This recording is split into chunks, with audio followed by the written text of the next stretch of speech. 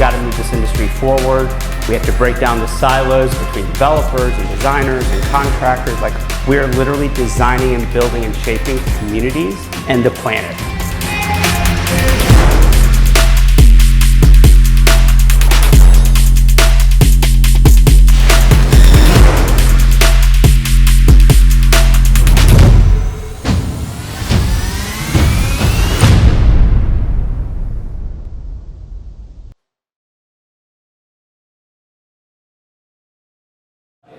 Thank you all for coming.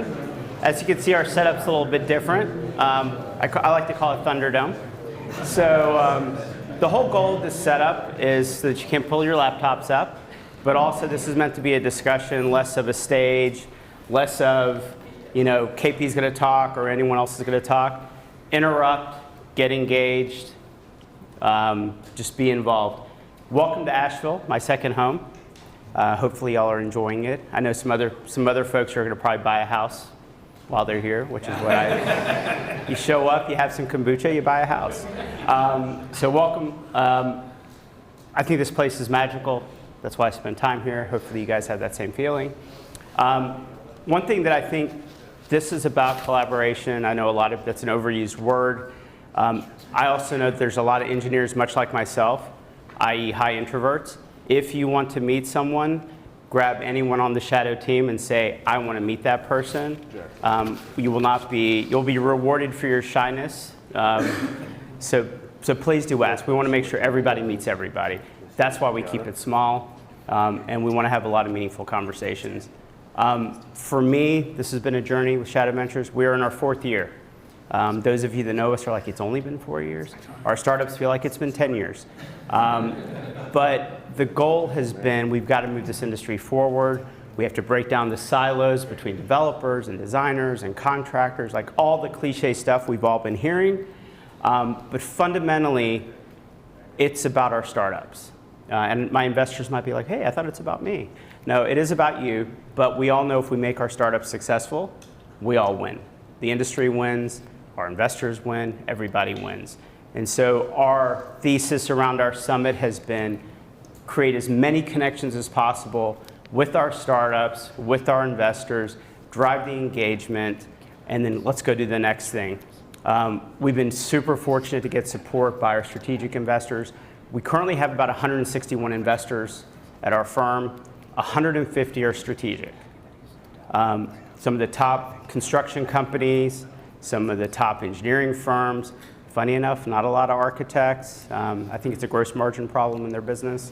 But generally speaking, and then a lot of building product folks. So what's been interesting, I would say over the last 2 years, has been seeing the building product manufacturers really being part of the team versus being this, oh, we just spec them, we don't care about them. They've actually come to the table and said, hey, we want a seat at the table too. And I think it's important that we all do give them a seat at the table. They're not just vendors. Yes. You treat people like vendors, they behave like vendors, right? So I think it's really important. So we've gotten a lot of support from folks like Schneider Electric, who were a big sponsor this year for us.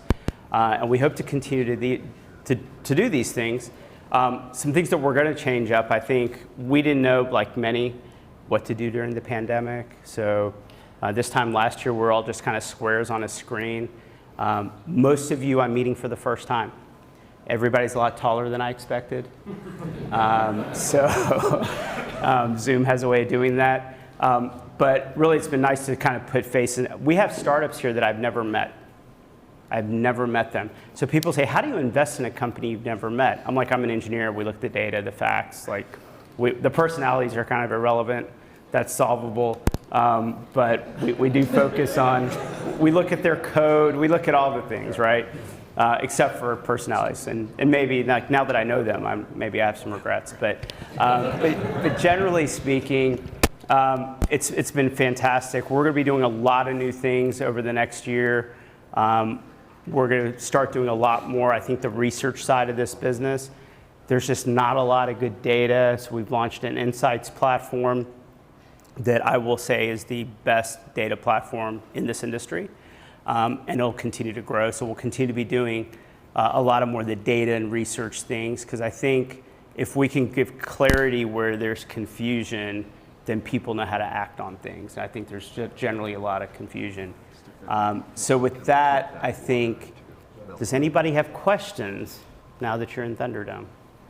Who does not know what Thunderdome is? I'm just trying to see who's in my age group. And no, I'm not Tina I'll buy Turner. it. I'll buy it. Yeah? You don't know, Nick? No, I don't. So Tina Turner, that's all I need to know. Yeah. now I'm good. I'm good. Yeah, I got it. Tina who? Any questions? Please have questions. Yep. I'm Ari from Wirestorer. I'm new to the Shadow community, so happy to be here. Just from an investor perspective, how has your investment thesis evolved through pandemic and even in today's climate? So the question was, how's our investment thesis evolved? We are still tech-focused nerds, right? I'm a guy that's been coding since I was 13. Code matters, tech matters. Markets are big enough. So one thing I'll tell you about our startups, they're all solving a problem. We don't need any more pizza delivery apps. Don't need that. I don't know about the dating app scene, someone else can talk about that.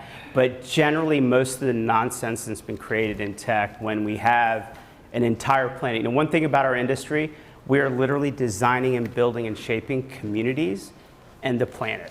That is our job. And we are given vellum paper to do this job, right? So it's really important that I think we build hardcore tech. So when you meet our startups, they'll always be a little bit nerdy. They're always going to be a little bit deeper into the tech. So we're always going to be a little bit deeper into the tech. And we think, technical defensibility is so important.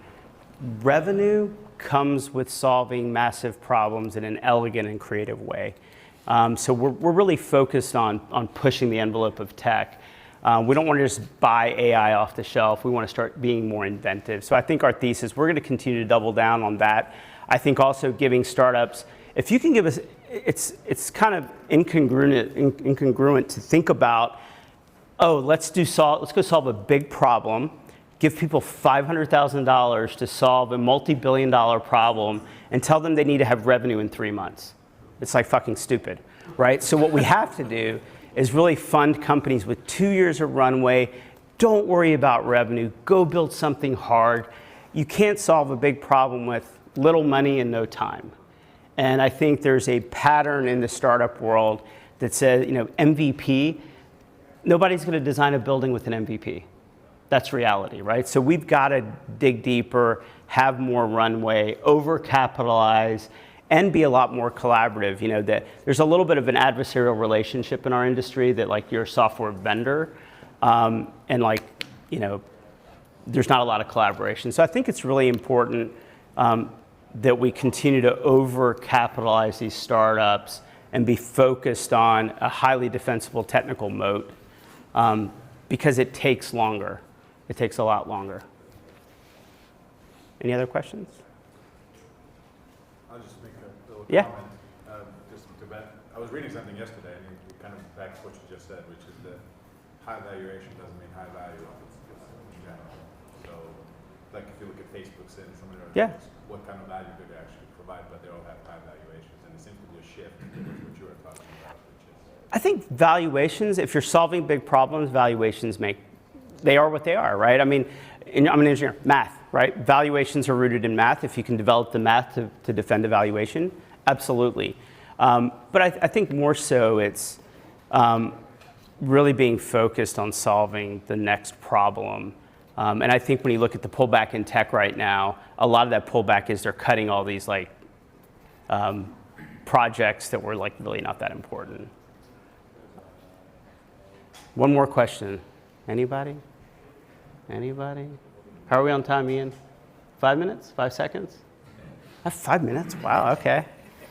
So I do think we're seeing a lot of trends. Computer vision is a big trend. Robotics is a big trend. AI, if you want to talk about AI simplistically or AI at a complex level, we're seeing V1 of AI, and then we'll continue to see the next generation. Mobility, my first job as a civil engineer in 1994, I went and instrumented a mass transit job with a $10,000 Panasonic Toughbook. Anybody see those? And then I had to run a dial-up modem across the job site and put in capacitors to measure differential loads, and I'd have to show up every day, and I spent $50,000 to instrument one transit station. We can do that with $100 today, right? So I think the mobility and things that you're seeing with the next generation of tablets, et cetera, you'll continue to see that driver. My wife, and is there a little one there?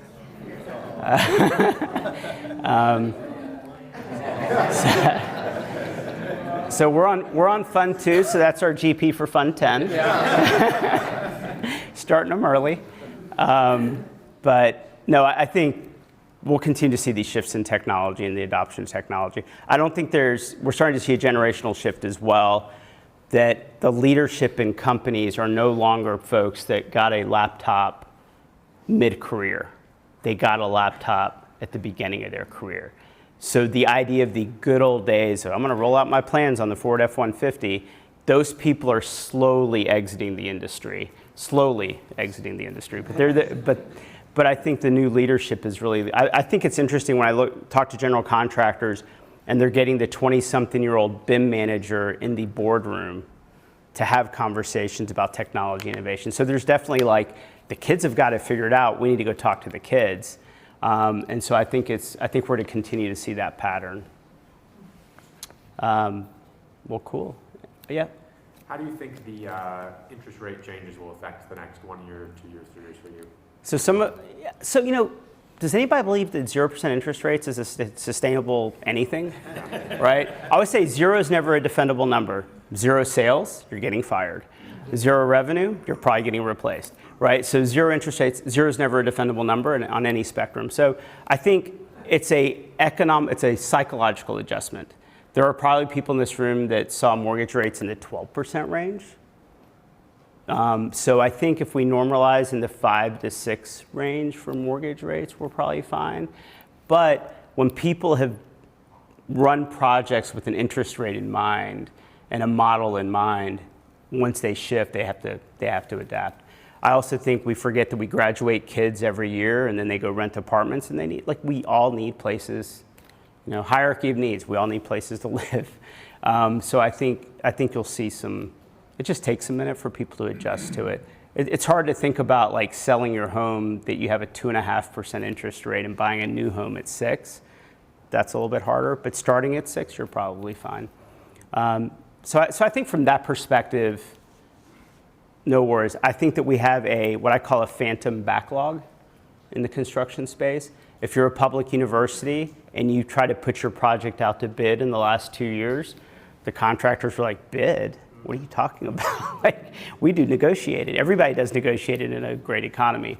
So I think there's a whole backlog that will come to be released if things cool down. So anyway, have a great time, make 3 new friends, and ask anybody on the team if you have any questions about anything. Thank y'all.